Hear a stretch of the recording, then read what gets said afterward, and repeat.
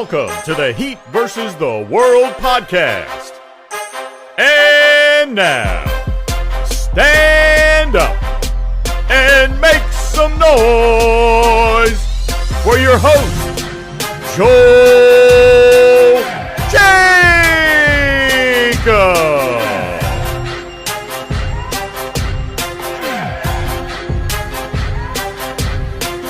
What's going on, y'all? Welcome back to another episode of the Heat vs. the World podcast. As always, I'm your host, Joel Jacob, and I'm joined by Kay and Orchard. And we really got a great episode for y'all because in case y'all ain't heard the news, Miami came into Boston and they stole not one, but both games at the TD Garden, man. I'm feeling amazing. You know what? Everyone came in here talking, oh, that's smack against the Heat. Oh, you know what? They're not going to beat the Celtics. Oh, they only got a 3% chance to beat them. Oh, and, you know, Celtics got 97% chance. Heat never played a team like Boston. This, that. Well, guess what? We came in and we stole both games, and we're on our way to Miami right now. And you know what? I don't know what's going to happen games 3 and game 4. We'll go into game 3 specifically later on. But what a game, though. I mean, come on. Like, Jimmy Butler did his thing. Bam Adebayo did his thing. And, you know, one of the best stories of the game was none other than that man, Caleb Martin. Because in case y'all didn't see it, the man played an amazing game. Every time it seemed like Miami was getting into a bit of a deficit, Caleb Martin came in and hit a few key shots to keep us out of whatever hole Boston would try to dig us in. And overall, what an amazing game. Like, I couldn't sleep last night because I couldn't help but think, like, the Heat really did that, y'all. The Heat really went into Boston and stole not one but 2 games. Like, a part of me was thinking that the Heat were gonna go out there and they were gonna get it back in blood after what happened last year, but I didn't know it was gonna be like that, guys. Like, yo, the Heat really did that. And I'm still in shock. Like, I was really shook after that game. Like, I was so happy. Like, honestly, if we could have done the pod immediately after the game ended, I would have done it. But, you know, I had other stuff to do. But overall, man, like, wow. Wow. Like, we're really heading back to Miami up 2-0, man. And people still don't believe in us, and we don't care. Y'all can sit here and say that the Celtics coming back from 2-0. We don't care, man. You know what? Everyone on this team have been saying that since day one. We don't care y'all if y'all pick us. We don't care if y'all do. We're going to continue doing our thing, and we're going to try to get that 4th championship. That's why I love this squad. They're always going to play that role of being the underdog. In this case, they kind of have to because they're the 8th seed, but it is what it is, man. We're going to come out and we're going to play the best basketball possible, man. I'm so happy, man. I'm really at a loss of words, and it's crazy because we're only 3 minutes into this pod, and there's so much that we do got to talk about, but I want to hear what you guys got to say as well. So at first, I'm going to pass the mic to you, or say what you got to say. Man, what another thriller we're in, guys. I mean, this playoff run has been extremely special, and with how many clutch games Miami has played this year, it has clearly been paying off in the playoffs. And this game, I'm not gonna lie with you, I wasn't sure if Miami would win. I'm always confident that they can grab a dub, but this was definitely a challenging one, especially on the road. But I think everyone just stepped up. Like Caleb Martin on that's 19-2 scoring run by Boston did not look good, but I would say like Caleb throughout the entire game was just keeping our offensive flow going, and that was extremely critical. And then in the 4th quarter, Duncan Robinson hitting those 2 threes just kept us in the game. Talk about it. We gotta talk about Duncan, man. He was special, man. Those threes, and that's how after he hit that second 3, that's how I think that's when all Heat fans knew we're coming back into this game. And I want to talk about Bam because of all those cuts he was giving Duncan. That was impressive, man. And I think that should be a key into the next game. But I'm not going to get into that because we'll talk about it later. Obviously the first half, I think the first quarter went well. It was a dogfight. I think the turnovers was really an issue in the first half, but in the second half we really improved on it, and that's why we went on that run at the end of the game. Just protected the ball. Jimmy, Jimmy Butler is going to do his thing in the fourth quarter. He lives for that moment. I don't know what the hell Grant Williams was thinking, and we're going to get into that later, as Joel was saying, but you do not mess with Jimmy Butler. And overall, I think this was a really good team effort. Right. And just like a quick thing to just add on to what you were saying, like, the fourth quarter for the Heat, that's where they play their best hoops, it really seems like, because I saw a really good stat. Like, whenever a player is guarded by Jimmy or Bam in the fourth quarter, they only shoot like 28% from the field, So not only do we clutch up on offense, but we clutch up on defense too. And a big shout out to you, by the way, Orch, for mentioning that Duncan to Bam connection, that, or in this case, the Bam to Duncan connection, because our guy Kev did want us to mention that. And I know Kay, you'll go into detail about it as well. So I just wanted to mention that. And Kay, like, I just want to know, man, like, being like one of the most what's what I'm looking for, like optimistic Heat fans out there, and we're seeing the Heat do all this, like, what's going through your mind? Because I know you're really hyped right now. I mean, it's always been about seeing them do the things that they're capable of. And I tell people, well, we've been talking for quite a while, and it's kind of hard to ask people, so I get it. I'm extremely more logical than most. I'm extremely more rational than most, and this isn't talking down on people's like irrationality at times or irrationality at times, whichever one is the right word in this sense or a particular instance. But it's to speak to that point of being able to say, hey, if this team can be what they've been at their best moments consistently, and not 100% of the time, but just 70% of the time, then that'll win you a lot of ball games. And you've seen it sustained over stretches, which allow you to believe that they're capable. Now, here's also the funny thing about sports, which I've tried to mention since my time began with the network, is that sports is that thing that it is as mythical as it seems. You can be that team that is the best or among one of the best three-point shooting teams all year long, have two or three of the best shooters in the league on your roster, get into the playoffs and can't throw a rock in the ocean. You can also be a team that's shooting historically poor, shooting mysteriously, wanderingly bad, considering that you may have been the best shooting team in the league across the last couple of seasons or the last season in particular.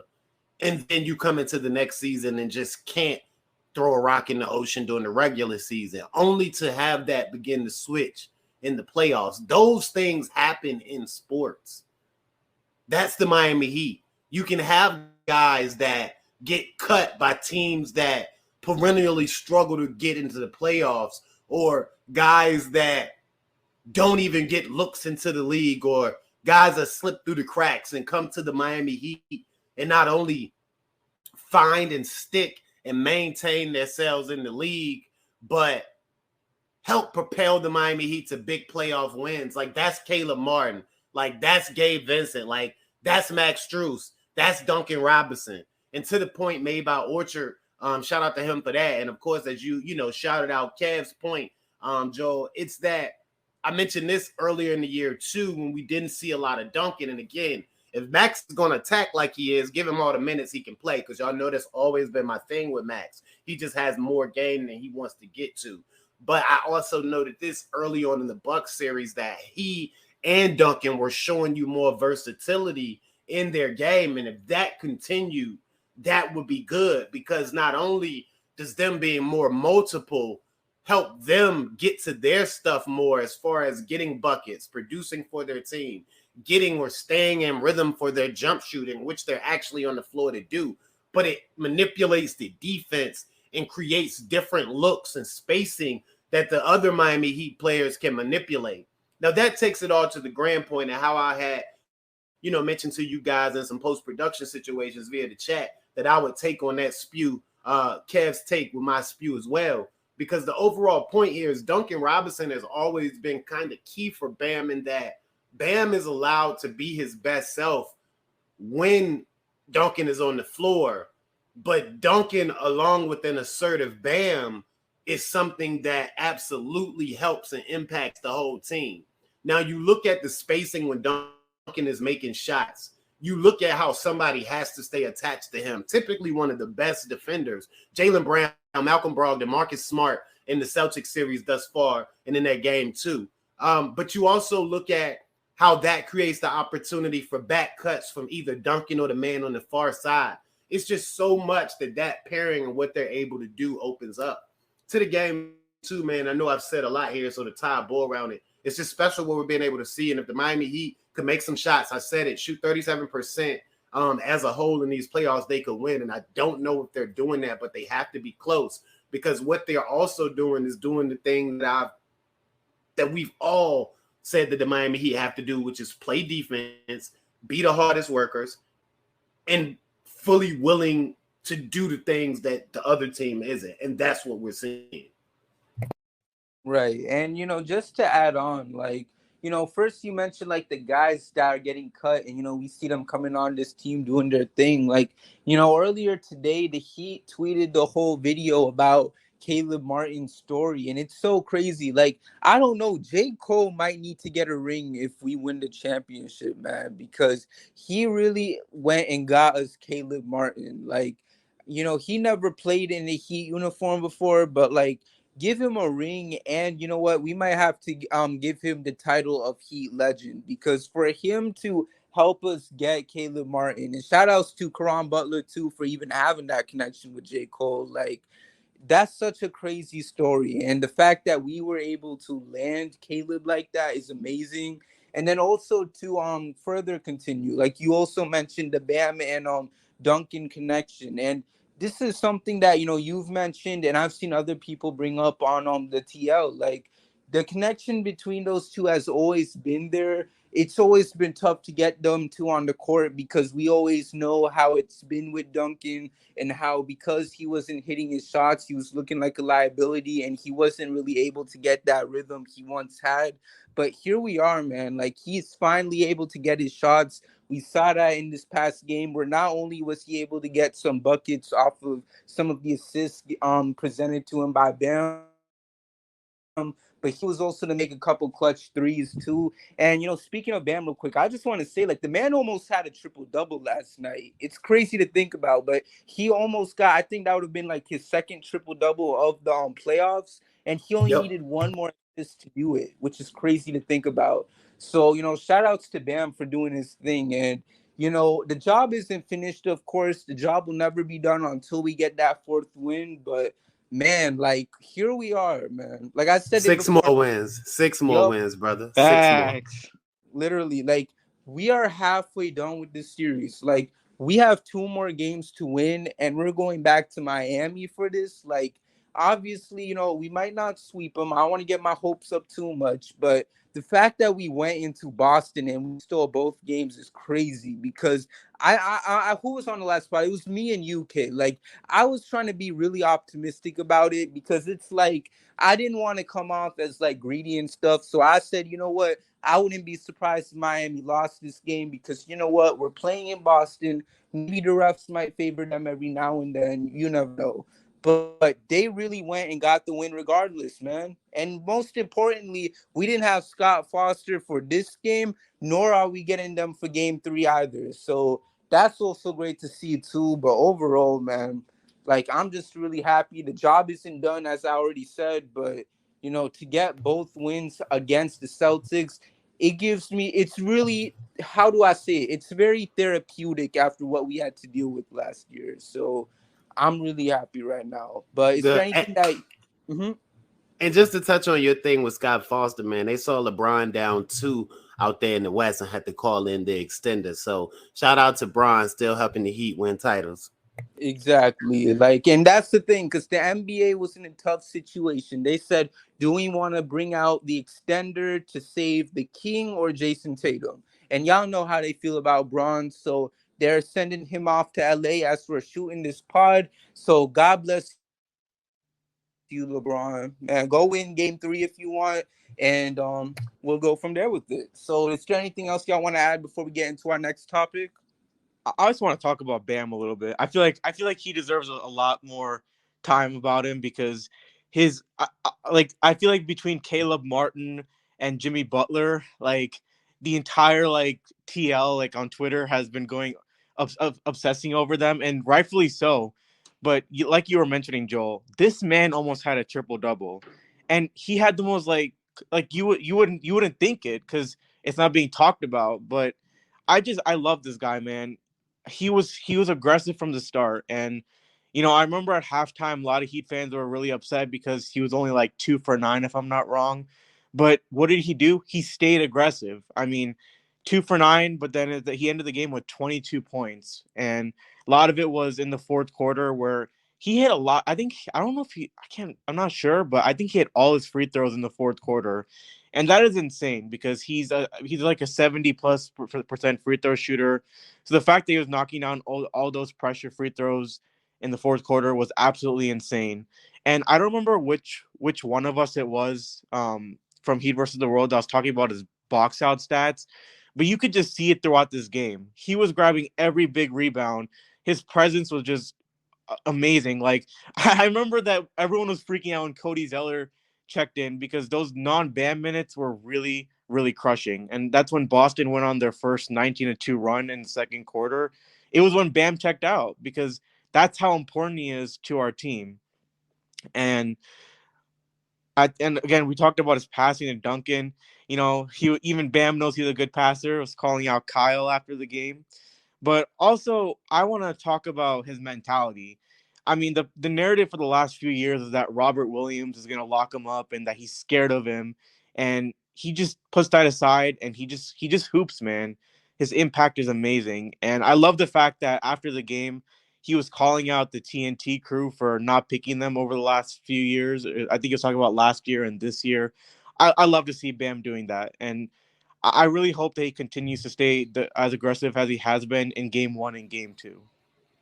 Right. And just to like add on, man, like another thing from last night's game that I don't think is talked about enough but should be was that one key play specifically where Jimmy misses the shot and Bam is able to get the rebound and dunks it to give us like I think it was like a 4-point lead. No, not even 5-point lead. And it was like 105-100. It immediately gets erased by memory because of the fact that then Gabe ended up fouling Tatum at the 3-point line and he got 3 free throws. But that play specifically right there was clutch. So big shout outs to Bam. And then, like overall, like, and you said it yourself, like everything about Bam has been amazing this series. And I love the fact that he said what he said when he joined the Inside the NBA crew last night. And you know what? They were kind of adding more fuel to what he's trying to do right now because he mentioned like, oh, we were the number 1 seed last year and y'all still didn't pick us. And you know what they said to him? They said, yeah, and y'all didn't win it. So you know what? I want him to take that and continue to fuel himself up because you know what? They're sitting here and they're trying to fire shots back at you. So use that to your advantage. Let's see what more you have left to give. Let's close this series out and let's see a dominant Bam I know you're capable of being. And let's see that, if we make it to the finals, I want to see it there too. Because in the finals, you're in a situation where you're up against 2 elite bigs, whether if it's Nikola Jokic or what's his name, Anthony Davis. So you know what? I think this is great prep for Bam. And overall, like you hit it on the nail, Orchard. I just cannot wait to see what that man does. And let's see. Kay, what about you, man? Anything you want to add? Anything I want to add? You stepped on my toes. I wanted to jump right in after Orchard and mention the play that you mentioned, Joel. I got to stop potting with you, man. You're starting to read my mind. So the thing about it, is I think the concept that, Orchard's speaking of and how everybody's talking about Bam. And that's why I made it a point of saying, in my writing here, wherever I can, tweeting, whatever, and all my appearances, bits game, the breakdown, all of that. It's not aggressiveness, so to speak. It's assertiveness. And I think, they can be one and the same, but assertiveness is more of a totality thing because that is what assertive means is, yes, being aggressive offensively, not stopping, when your shot isn't falling, as long as you're getting the good stuff because you're putting your other guys in position. You're still keeping the defense balanced. But then, like y'all mentioned, that fight for the rebound, that fight for positioning, picking through 2 guys, drawing the fouls on the rebound because you're fighting so hard, because you're so assertive. Like in that play that you mentioned, Joel, to keep the Miami Heat right there within 4. I mean, well, I think, was it up 4? We were up 2, and I think that was the go up 4, right? If you get that board and convert that play, not only does that put the Miami Heat up 4, but it like drains momentum. That's like a dagger 3 when you give up an offensive rebound and get cranked on like that. When you got multiple guys down there and the guy's just working so hard and been kicking your butt all series long that he's able to do it like that. But also, as mentioned, that takes you back to the first series, and you had this same kind of talk about Brook Lopez, about Bobby Portis, about Giannis when he got back on the court, and Bam did his thing in moments. You had the same kind of talk with Mitch Robinson, where he got down there. He has a problem with size. And then, like, when the Miami Heat really needed it, especially in Game 6, he got busy and showed you who the real big dog was, dunking on everybody's head like it was going out of style. And he's continued that play in Game 1 and Game 2 of this Boston Celtics series. And we've said it for a long time. I've written it personally. I know other people that have written it. With an assertive Bam Adebayo, the Miami Heat can win the title. It's that point blank period simple. And I know we still have things to do in this series, but that just speaks to how big his impact can be when he's assertive as he has been across the last couple of games. It's that big for the Miami Heat. And that's another point. Like, people want to get on Zeller. And I think people always find myself defending the backup center. And I think it's not that as much as, like I said, I'm a realist and I try to be logical. What we have to do is realize that it's not the backup guy in himself. Orchard hit it right on the head in the way he described it and talked about it. It's just the fact that nobody from the big man position is going to be Bam. And when Bam isn't on the floor, we're going to notice it. So I think we have to stop attacking the backup big man and just come to terms with the fact that no other guy that's going to play the center for the Miami Heat is going to be Bam. And it's just going to look different. So you have to accept that.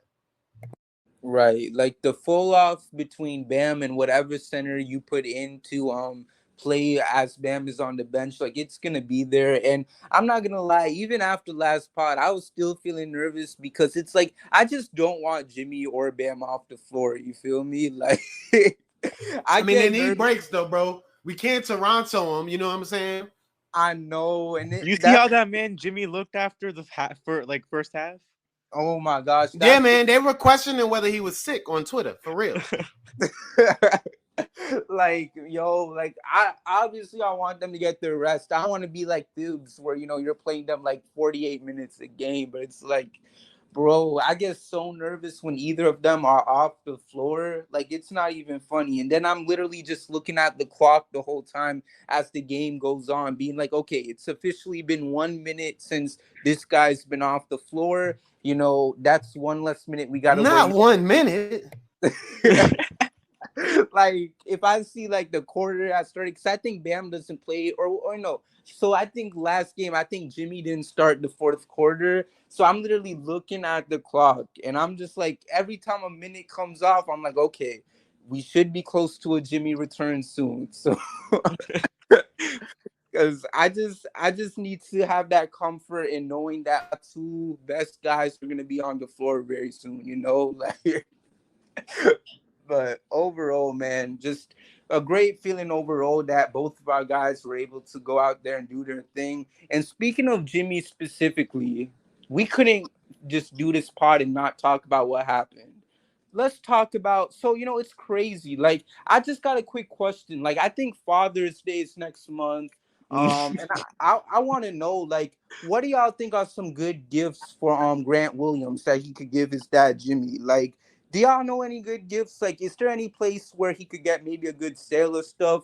We'll start off with you, Kay. Like, what are some good gifts he could get Jimmy? I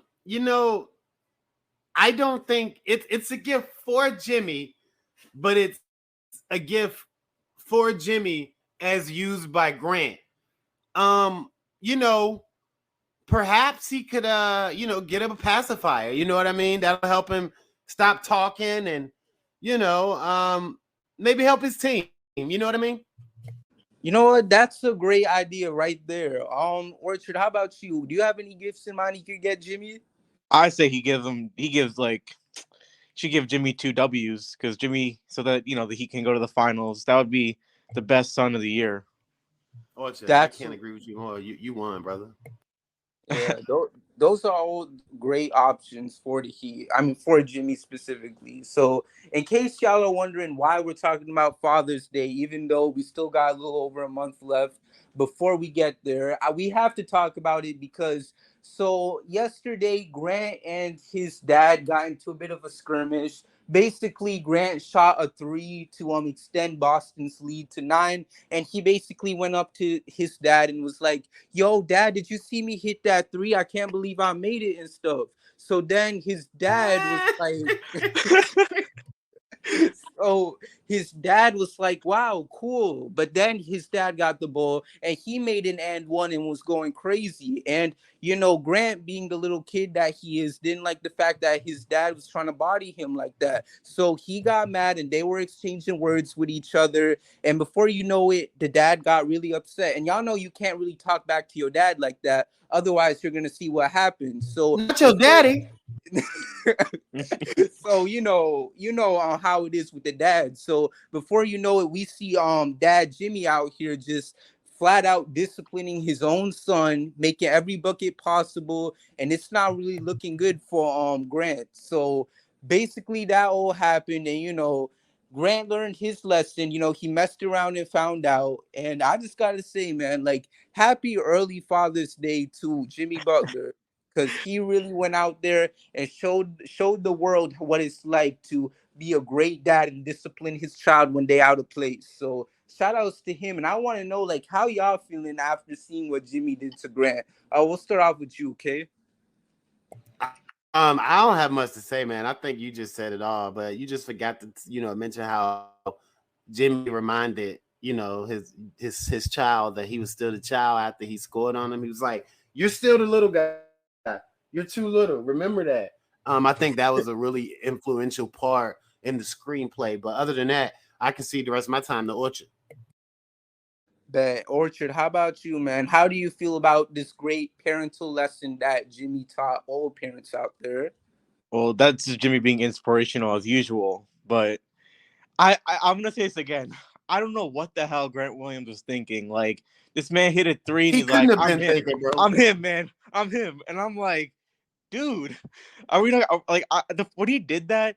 I just reverted back to the game against the Cavs where he was like, "I'm gonna make them both. I'm gonna make them both," and then he misses both free throws.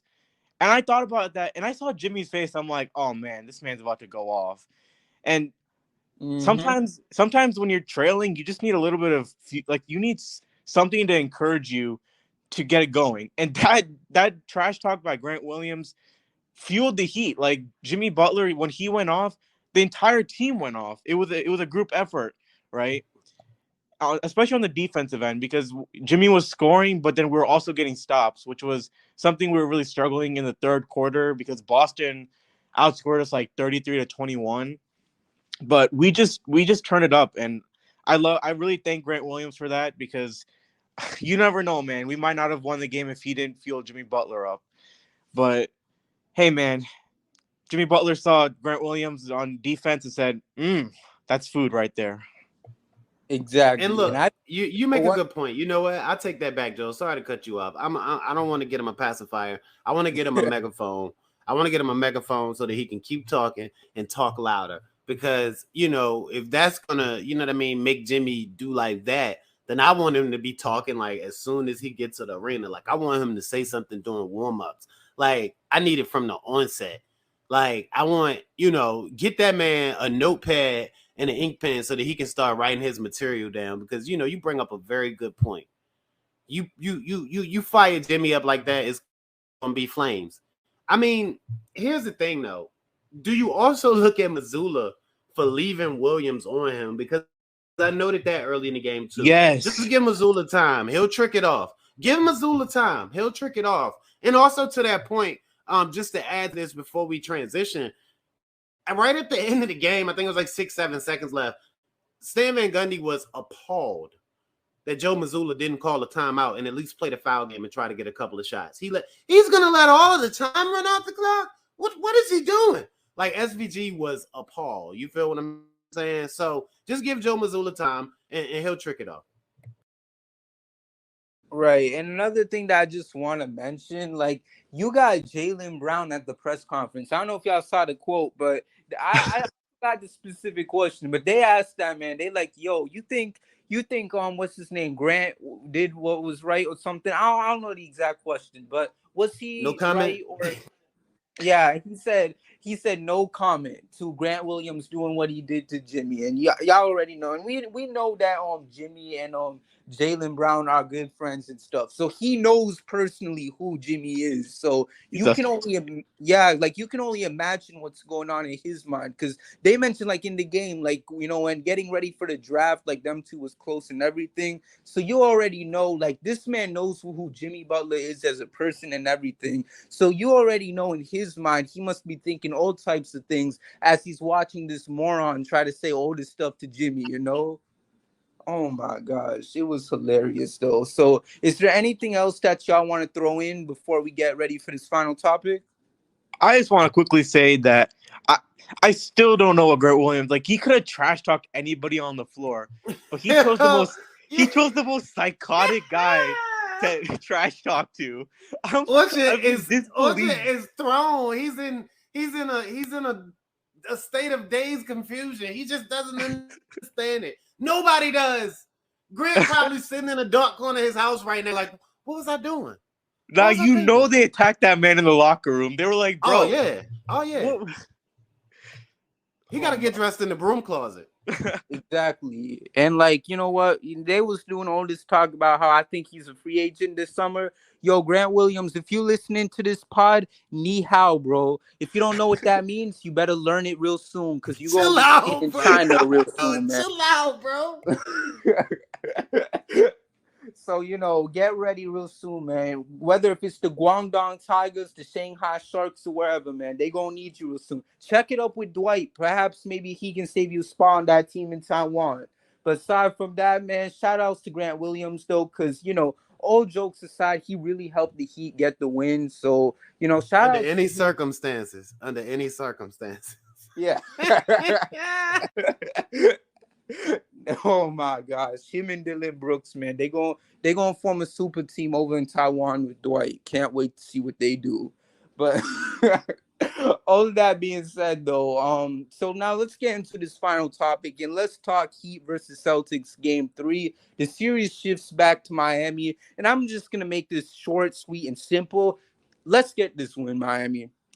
The reason why I say is because you get this win, you're up 3-0, and although the series isn't over, even though we haven't killed the Celtics just yet, you basically put them in a situation where they're kind of like in a vegetative state. Because even though the series isn't over because we didn't get that fourth win, we're up 3 games to nothing. They're just there motionless, just being, just sitting there waiting to be taken out of their misery. So let's go in there. Let's win game 3. Don't give them any hope whatsoever that the series isn't over because let's face it, we won 2 games in Boston. We overachieved. Now let's finish it off in this game 3. Let it be known that this series is done. And then let's try and get that fourth win as quickly as possible, depending on how long this Lakers Nuggets series can go, so we can get whatever rest possible before that matchup takes place. And yeah, so let's see. I'm gonna pass the mic to Orchard. What's your expectations for Game 3?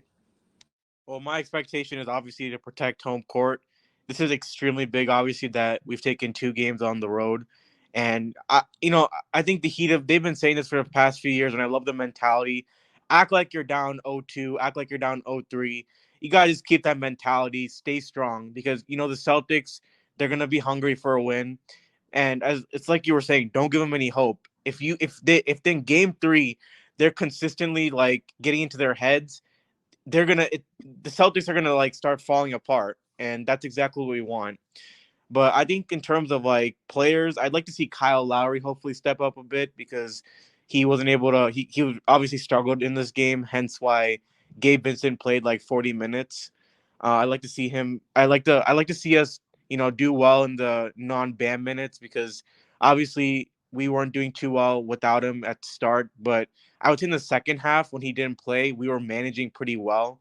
Um, we didn't go on any run per se, but we it was stable. It was stable. The 3-point shooting, I think obviously we could do a lot better. And because we're at home, I expect us to do better. But I think the biggest thing for me is just what we've been doing in game 1 and game 2.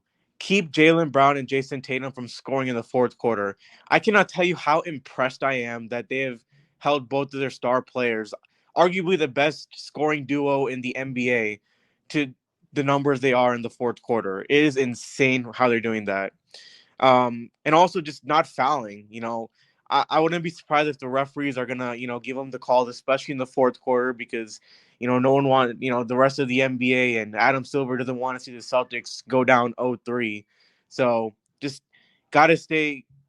We can't foul. We can't foul because those two fouls at the end were really bad. The first one, I guess it was the right call. The second one, that wasn't a foul on Bam. The one where he got those 2 free throws, that was BS. But we just got to stay strong. That's all. Those are my goals for the next game. Right, and it's never going to be easy, too, because y'all know they're trying to get Lakers versus Celtics, that battle for title number 18. But, like you said, man, just go in there and take care of business. Because, come on, like I said, put them in the vegetative state, all right? Put them in the state of mind where they're ready to be taken out of their misery. And let's see, like, Kay, how about you, man? Listen, bro. So here's the thing for me. I know you have to win 4 games, but if they can win this game 3 and go up 3-0, the series is essentially theirs for the taking. Like you all say, you're putting them out of their misery early because it'll be impossible in my mind for them to win 4 games in a row. So that's not saying that this is over by any means because they could win game 3 or whatever. But if the Miami Heat can win game 3, which I expect them to because they have this mentality as well, then, they'll be done the majority of their job, even though it would not be done. So I expect the Miami Heat to come out, protect home floor, shoot well, as both of you guys mentioned, because they're back at home. And to that point that I made earlier, I went and checked it because it was just sitting in my brain. The Miami Heat are shooting 37.6% in the postseason, it appears, based on all splits. So, I mean, if they can continue to shoot the ball at a well enough clip when it matters the most, I think that, they're going to continue to do what they've done for the first 2 games. Right. Overall, for the Heat, like I said, and I'll say it again, just take him out of there. Well, you know what? We can't take him out of the misery. That's what happens when we win the 4th game. But, just put him in that vegetative state, all right? Let's take him out of this thing. We said we were going to get it in blood, and the best way to do it is by going up 3-0 and putting ourselves in a situation where we're already ready for the kill. So, Miami, let's get this job done, all right? Nobody thought we'd get this far. People were saying Celtics in 6, Celtics in 5, maybe Celtics They still are 7. saying that, though. That's the thing. So, you know what? End this series now. And it's funny because don't be surprised if Miami wins game 3 and people are still saying that the Celtics still got a chance to win this series. Because, mind you, when the Heat took a 3-1 lead over the Bucks, I don't think I've seen so many people come out of nowhere and say that the Bucks were going to come back 3-1 the way how people were doing it, for that series. Because you got to understand, at least let game 5 play first. If game 5 played and, maybe the Bucks win that game, then you're okay. If you want to predict it there, that's fine. Because now it's 3-2. Bucks need one more win to force game 7, go from there. But they literally couldn't even wait. After Jimmy had that legendary game 4 performance, the predictions automatically came flying out of these people. And you know what? It wouldn't surprise me if the same thing was to happen if we were to take a 3-0 lead. So it is what it is. The Heat, you guys mentioned it. The Heat have always had this mentality where they are the team that's down 0 games to 3 because of the fact that they are the 8th seed and everything. And that's what I love about the squad. So I expect them to play at their very best, protect home court, especially after what happened last year against this Celtics team, because Miami last year ended up losing 3 of their 4 home games against this squad. So it's only right that we make up for that and protect home court this time around. So with that all being said, that's basically it from my end. Is there anything that y'all want to add before we call this an episode? Just real quick, I just want to talk about our rebounding. I think that's also going to be a big key in the next game because we out-rebounded Boston by 10. I think it was 45-35. And I feel like I say this every single podcast, but just rebounding is so important. Like we win when we out rebound our team majority of the time. And part of it is just, obviously I think we're number one in most hustle stats. So just hustling for the loose ball is so critical. And let's go Heat. Yes, I'm sir. good, Yes, brother. sir. Yes, sir. And what about? Okay, you're good, K. Yep. All right. So with that being said, man, Miami Heat, let's go win this game 3. Let's go up 3-0. We believe in y'all. And you know what? Make sure y'all follow us on Twitter. Follow me at JoeKJacob_, Orchard at Jim VP versus the world, and our guy K at K_said_K. Make sure you follow Heat versus the world on all platforms at HVTW Podcast. And make sure you subscribe to the YouTube channel at Heat versus the world. You'll get access to all of our podcast episodes, along with episodes for our other shows too, including Biscayne Breakdown starring Kay and Deem. And we also got our Dolphins pod and Dolphins versus the world. So if you love football, make sure to check that out. And make sure to check out our website at hvtwpodcast.wordpress.com. We got great articles there from our guy Kay and many of our other contributors. So make sure to check that out. And aside from that, that's basically it. So Miami Heat, we believe in y'all. Let's keep getting these wins. We only need 6 more before we get that championship. And we're always doing a pod after every Heat win. So if God willing, we still have 6 more episodes to record before we call this a season. So with that being said, let's go get championship number 4, Miami Heat. Do it for Jimmy Butler. Do it for all the people out here that's been believing in y'all since day one. And let's go Heat, man. With that being said, hit my music because we out. Thank you for listening, and we'll see you next time with a brand new episode of the Heat versus the World podcast.